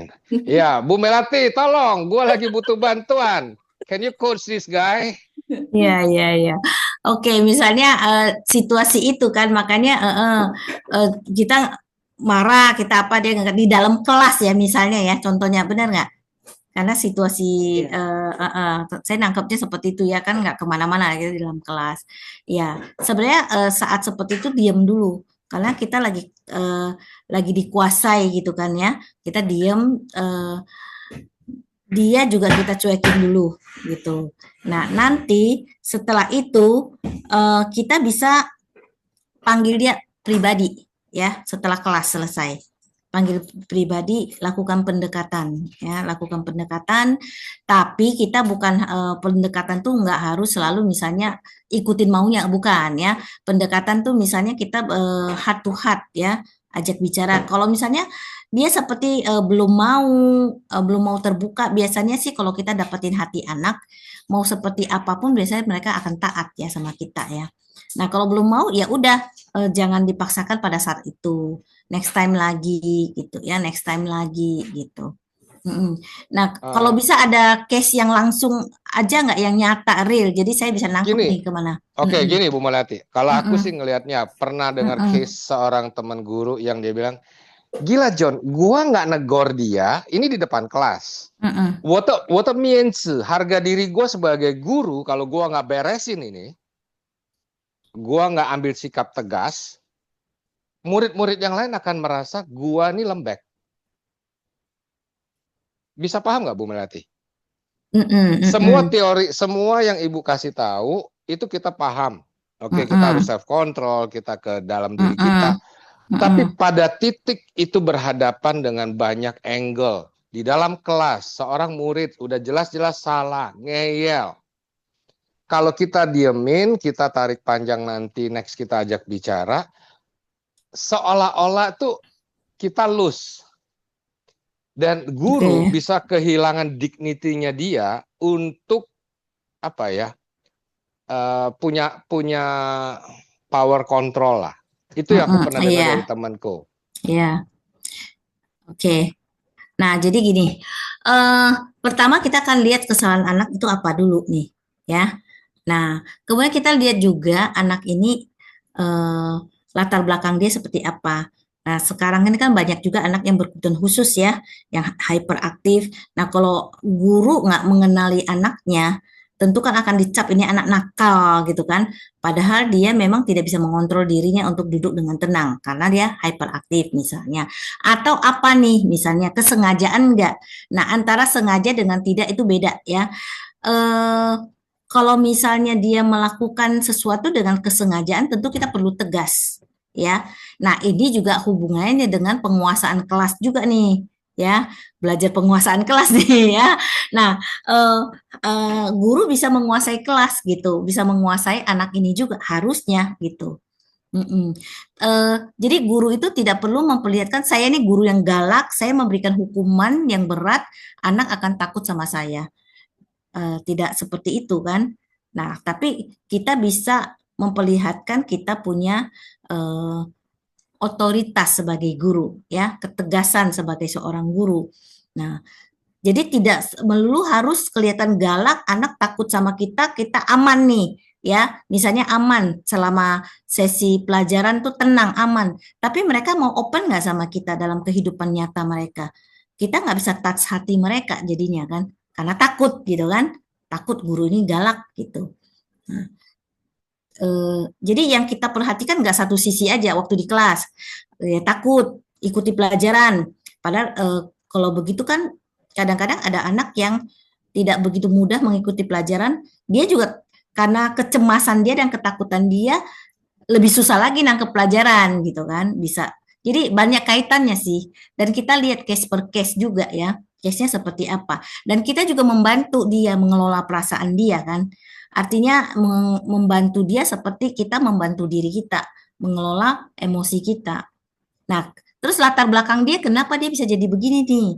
Mungkin dia anak manja, kita perlu cari tahu juga mungkin ya.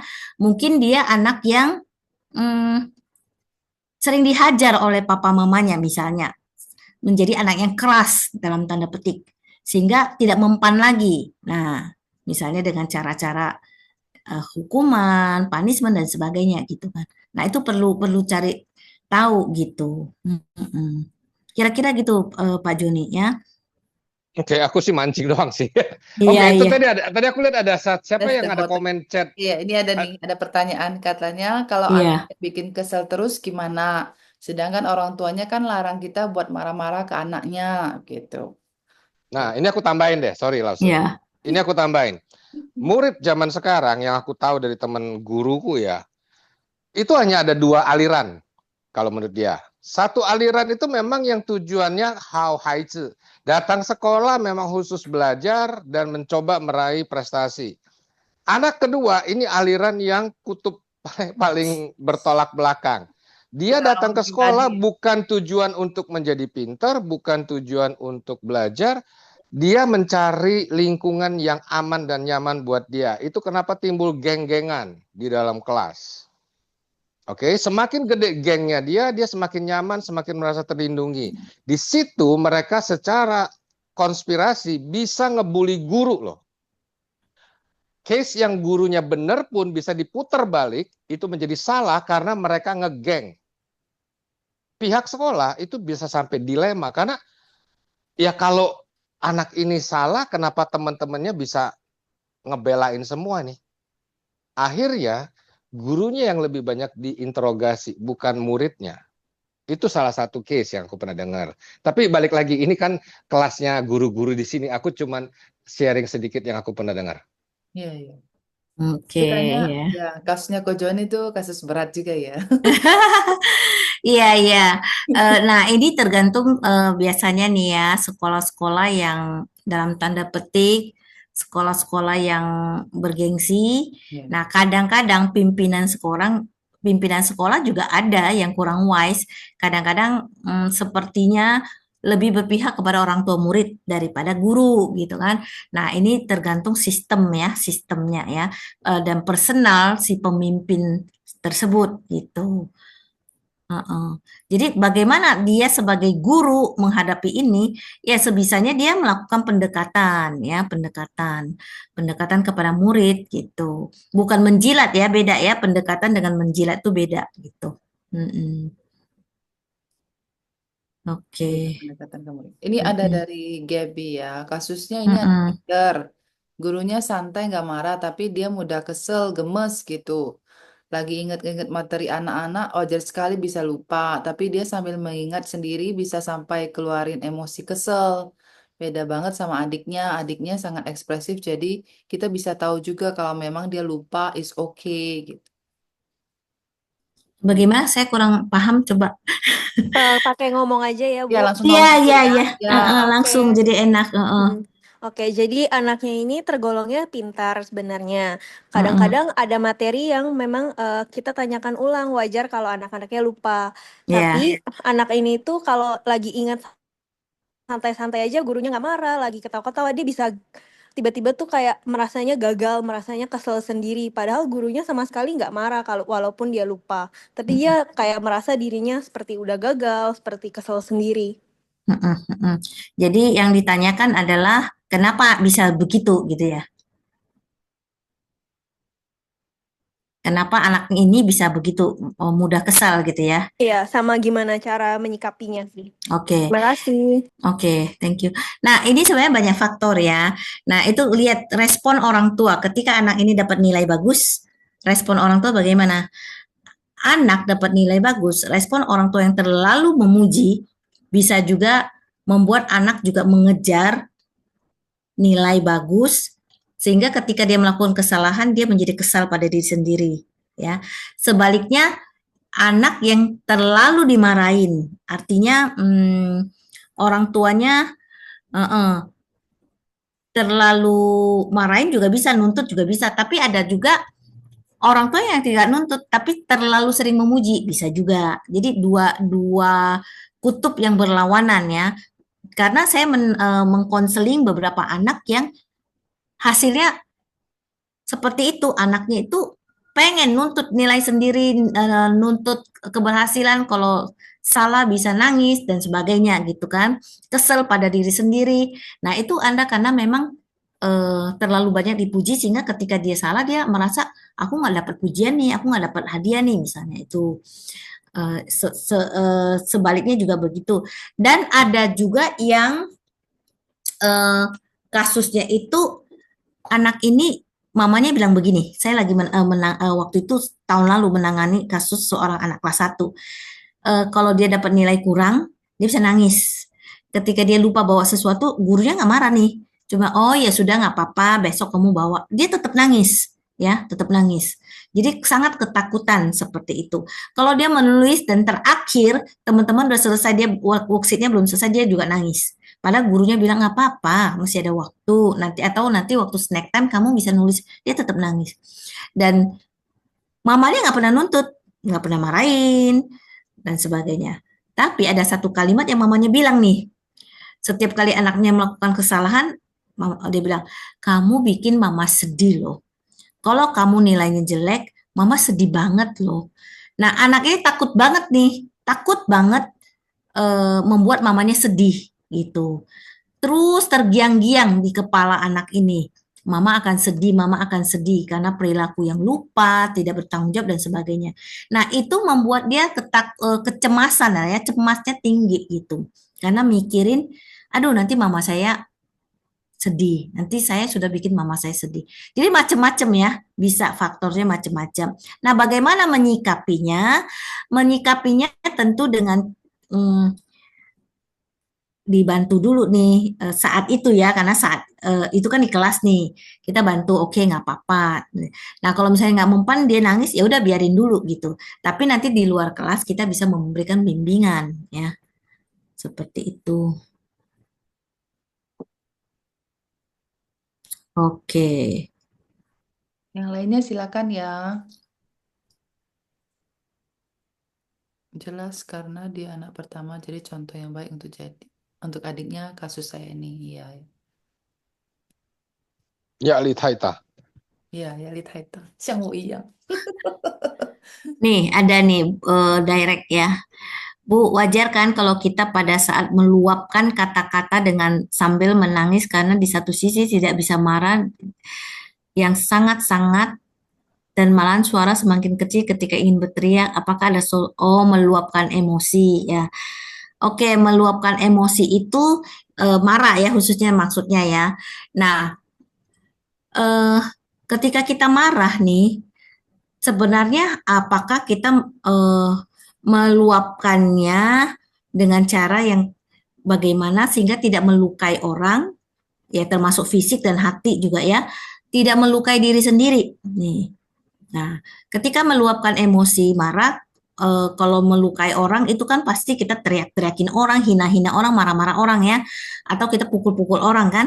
Nah, tapi kalau kita melukai diri sendiri biasanya kita pendam ya. Nah, kita memendam kemarahan itu. Nah, sebaiknya bagaimana? Sebaiknya kita meluapkan bisa menulis ya. Kita tulis kata-kata kemarahan kita keluarkan, kita tulis. Eh, kita juga bisa self talk tadi ya. Atau waktu kita udah mulai merasakan itu kita coba tarik nafas yang tadi tuh ya, pakai tarik nafas, teknik nafas tadi ya. Nah itu bisa coba gitu supaya kita bisa cool down gitu. Mm-mm. Boleh dilatih sih ya. Mm-mm. Boleh dilatih seperti itu. Ya, saya mau coba sharing aja boleh. Oke, Silakan. silakan. Syukur-syukur sih di sekolah saya sekarang sih nggak ada yang sampai terlalu gimana ya, sampai anaknya terlalu ngeyel sampai bikin emosi. Tapi biasanya mereka itu suka apa ya, nggak nggak bisa itu dengar satu kali gitu. Maksudnya kayak kalau kita sudah jelaskan sesuatu, pasti ada aja yang, maksudnya gini nggak? Pertanyaannya sama dengan yang tadi saya jelaskan gitu, yang saya sudah sebutkan, sudah saya tulis di papan tulis malah.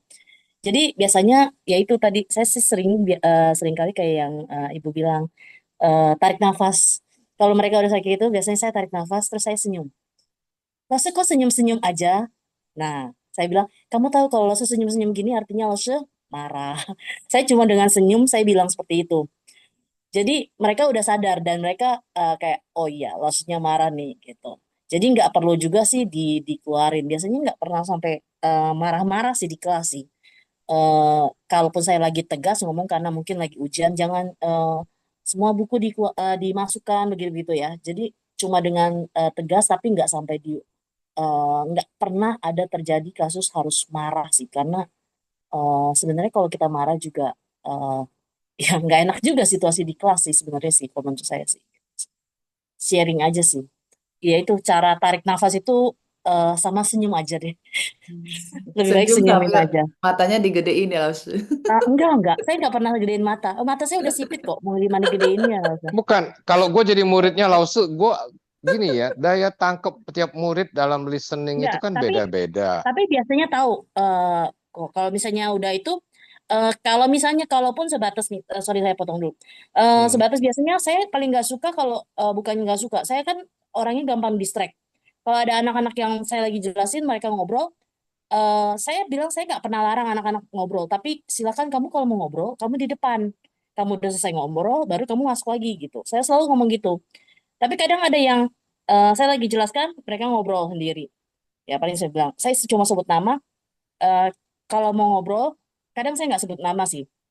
Kalau mau ngobrol di depan, mereka langsung diem sih biasanya, karena mereka berasa.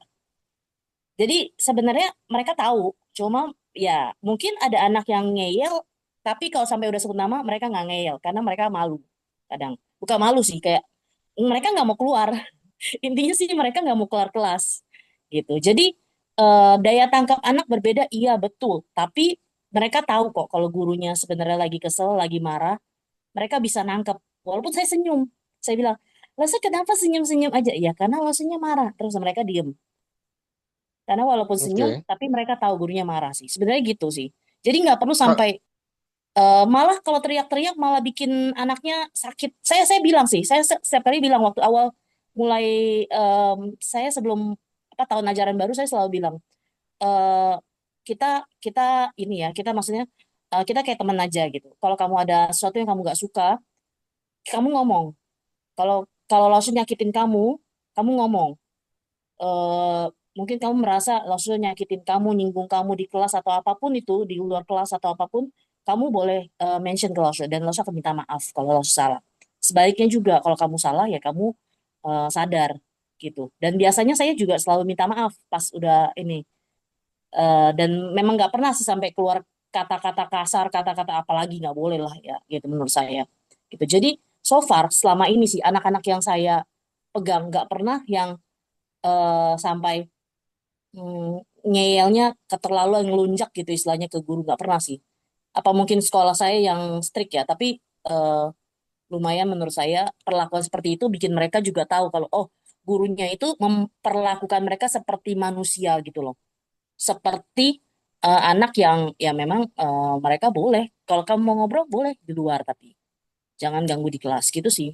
Lebih so far kayak gitu sih dan itu bisa kok berlaku apalagi saya pegangnya anak remaja ya. Anak remaja itu nggak bisa dikerasin, nggak bisa dikerasin. Jadi harus harus tarik ulur gitu. Itu sih. Ya. Oke, kalau aku Iya. cuman saranin satu, Lausu. Waktu mulai Lausu bikin rules saja. Satu bicara, yang lain mendengarkan. Oh iya iya. Kalau Itu mereka saya udah pernah mempertanyakan, bikin rules. ya, kalau mereka mempertanyakan kenapa mesti diterapkan aturan itu. Pernah Oh ngeliat enggak, nggak sih mereka nggak orang? akan bertanyakan. Karena mereka tahu Oke, waktu dari awal saya sudah pernah bilang. Jadi apapun yang saya bilang di depan, sama waktu bilang bawa buku. Kalau kamu nggak bawa buku, konsekuensinya apa? Kalau gitu-gitu segala, itu selalu di depan itu guru-guru biasanya punya rules di depan memang. Dan saya punya rules. Kalaupun saya izinkan, oke hari ini saya ngomong, hari ini boleh gini, gitu. Jadi kalaupun mereka sampai ngobrol, saya bilang, mau ngobrol di depan.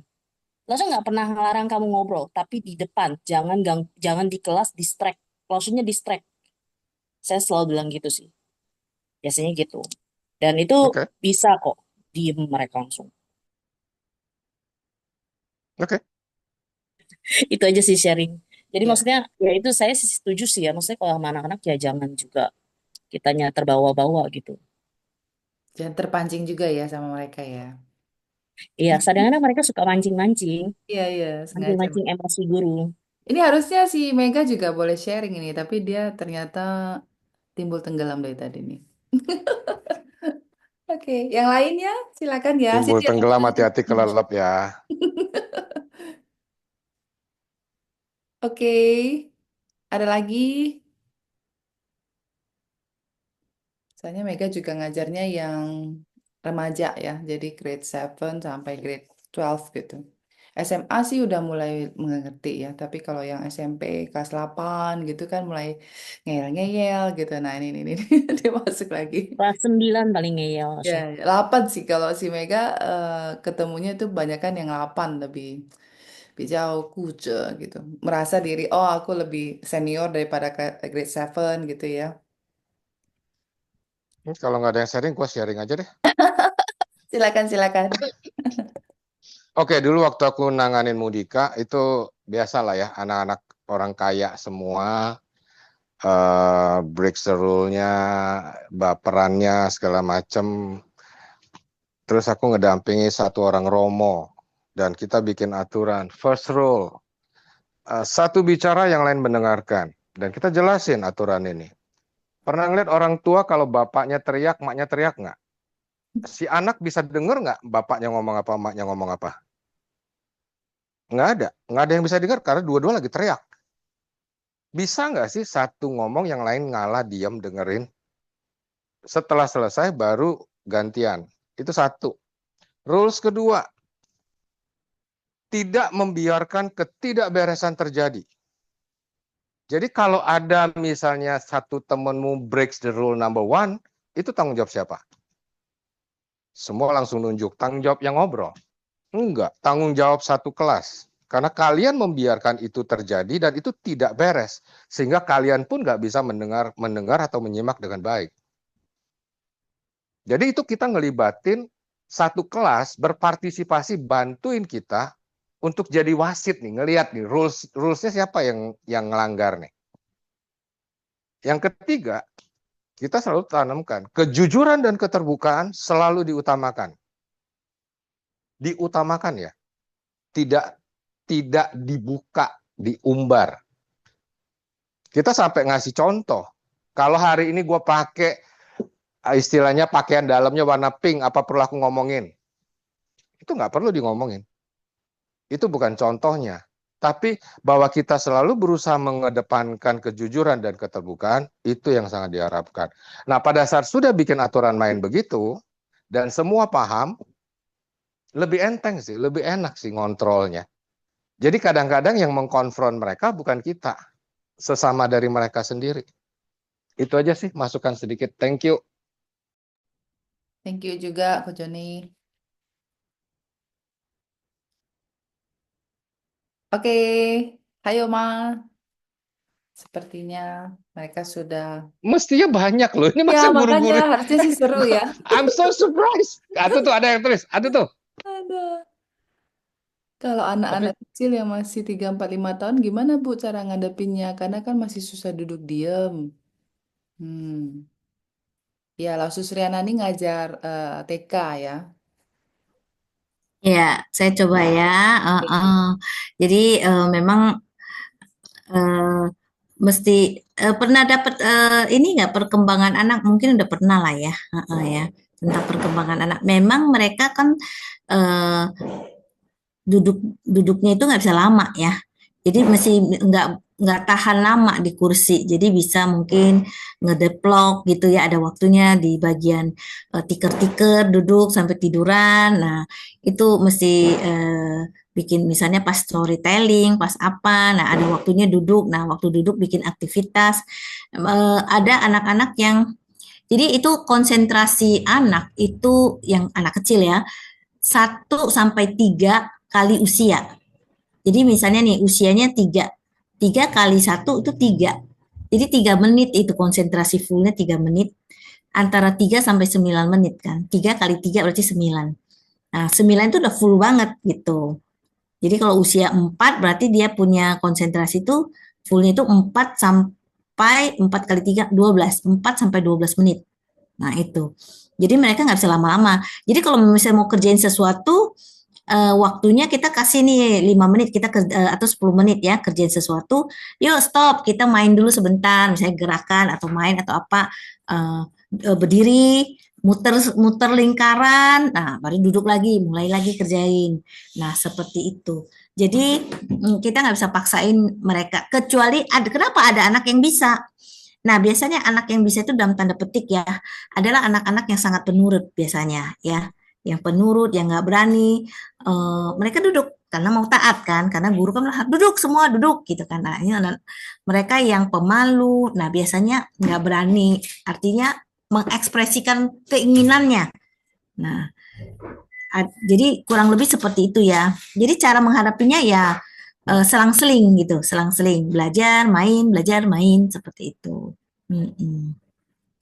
Kira-kira seperti itu. Ya, OK 吗，老师？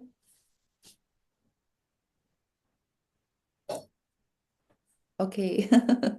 Oke, katanya. Ini Ya, lagi kecil. Ya, ini sepertinya Suzucie, 睡觉了前部 睡 没有 tahu lah. Karena Iya. ada juga yang beda 1 jam ya, kayak Sugebi di China ya. Oh, oke. Ya, eh, Beda sama. karena Iya, ya, yang iya lainnya di sana mau jam 12 tuh, ya. tuh, tuh, tuh, tuh. Sotian lah, Betul. sucian Jam tidurnya semua laos nih. Oke. Ini jadi musik pengantar tidur ini. Oke, oke. Gak apa, kita tutup dulu ya. Mungkin kalau misalnya kesempatan lain mungkin kita bisa buka lebih banyak diskusi ya, ataupun mungkin eh, apa namanya kasus tadi gitu juga boleh sih ya, untuk pertemuan selanjutnya. Kalau Aku mungkin sih usul gini lah, ya, ini dianggap PR aja, udah pada ngantuk ya. PR aja, tuliskan satu kasus terbesar Nggak ngantuk kok. dalam pengalaman kalian jadi guru yang sampai sekarang kalau diingat masih ingat gitu loh. Kalau yang udah lupa, udahlah lupa lah. Tapi ya kalau boleh masih ingat, coba dituliskan di WA-in ke Lause atau ke Bu Melati, nanti ya ya. kan? Nah, nanti tinggal Bu Melati voice recording, this is my suggestion, bla bla Ya, bla ya, bla. ya, boleh, boleh, boleh. Nah, itu Ya, kan boleh, boleh, boleh. Thank you, Ko. sama-sama. Jadi kita absen nih ya, Cikeren. Ada berapa PR di sini ya? Aduh. Ya, Gue bisa langsung jadi no. dimarahin. Ini Kojo Langsung ini jadi megang ya. troublemaker. Saya absen PR kalau gitu ya. Habis itu katanya dijadiin novel, terus dijadiin film ya. Oh, oke, oke, boleh, boleh. Oke, thank you ya buat semuanya. Boleh nanti usulnya Ko Joni. Jadi kasus terbesar yang pernah kalian alami itu apa gitu ya. Jadi eh, cara-cara apa yang sudah kalian pakai dan ternyata itu it works gitu ya. Itu juga bisa mungkin menginspirasi guru-guru yang lain gitu. Karena mostly sebenarnya yang di sini itu guru-guru, boleh dibilang guru-guru urban ya, maksudnya guru-guru kota gitu. Anak-anak kota yang notabene biasanya itu lebih manja ya, semua fasilitasi sudah ada begitu. Kita coba belajar untuk saling menggali lah ya. Oke, terima kasih untuk Sumelati ya, Bu Melati untuk waktunya dan juga teman-teman lausu-lausu di sini di tengah kondisi setengah ngantuk ya. Kita foto bersama deh untuk tutup ya teman-teman sama babynya Talia juga tuh. Jadi keluarin aja nih. Khususnya Talia izin itu ibu melatih kamera ya. emosi melalui kehadiran doggy. Ya Aduh. kalau kesel sama Oke. muridnya dogenya papa papa papa. Parentingnya dari dogginya. Parentingnya Oke. militer itu loh. Wah, ini yang piara dogi banyak loh tuh. Iya, Tuh. makanya mereka tuh Dua. calon-calon orang tua ini. Waduh. Aduh, kocak. Oke ya. Eh, Ya. 周老师那里？周老师，耶，芝芝姐，Gaby，朱老师，你还好吗？Satu, dua, tiga. Ya, ini sudah pakai睡衣了ya. Oh iya, daster semua dah. 温老师lagi sakit mata, jadi dia 不方便打开摄像头ya. Buka Oke, buka Tasya. mata yang sehat aja. Pakai kacamata ya, biar keren ya. Oke, 谢谢大家呀. Aduh. Silase. Mereka tuh ada komunitas pudel. Bengkak-bengkak matanya jadi malu bukanya. Iya ya, mesu. Oh gitu ya. Oke. Bukan karena pasang eyeshadow gitu, bukan kan? Lagi kena virus kok, lagi kena virus. Oh, kena virus ya, semoga cepat Ya, sembuh ya, deh. kita Semoga doain ya virusnya cepat. cepat kabur. Mhm. Oke, kita tutup dalam doa deh, Ko Joni. Langsung lah, gue belum gak siap. Aduh, langsung nembak aja nih. Ayo kita tutup dalam doa ya. Kami bersyukur sekali lagi Tuhan untuk kasih setiamu dalam kehidupan kami. Kami bersyukur untuk malam hari ini kami boleh belajar bersama-sama untuk mengenali setiap emosi-emosi yang Tuhan hadirkan di dalam kehidupan kami. Ajar kami juga untuk boleh menghargai setiap kesempatan kami boleh bertumbuh ini. Kami juga bersyukur boleh bersama-sama di dalam komunitas yang ada di dalam ALC ini. Kami juga boleh mengundang Laus Melati untuk boleh memberikan pemaparan pada malam hari ini. Kiranya Tuhan Engkau berkati setiap lausu-lausu yang Tuhan percayakan, agar setiap hidup mereka juga boleh Tuhan hadir, Tuhan yang bahagiakan, Tuhan juga yang terus boleh memakai keberadaan setiap lasu-lasu untuk boleh menjadi alat Tuhan untuk membahagiakan juga setiap murid-murid yang Tuhan percayakan. Terima kasih Bapa, istirahat malam ini juga kami serahkan ke tangan-Mu, dan hidup kami sepenuhnya kami serahkan hanya di dalam tangan-Mu saja Tuhan. Dalam nama Tuhan kami Yesus Kristus kami berdoa. Amin. Wan an Tacha. Lause, satu hal aja pesan buat semua Lause di sini. Aku cuma mau bilang bahwa setiap murid yang kalian handle itu bukan karena satu kebetulan, tapi karena ada satu jodoh. Either kamunya yang diproses, atau anaknya yang diproses, atau orang tuanya yang diproses. True. Jadi jalanilah semua dengan kekuatan iman dan Doa. kasih. Ya. Itu Kasih aja. benar. Karena itu jodoh, ada jodoh di situ. Karena kalau nggak jodoh, dia nggak akan nyampe di bawah pengasuhanmu.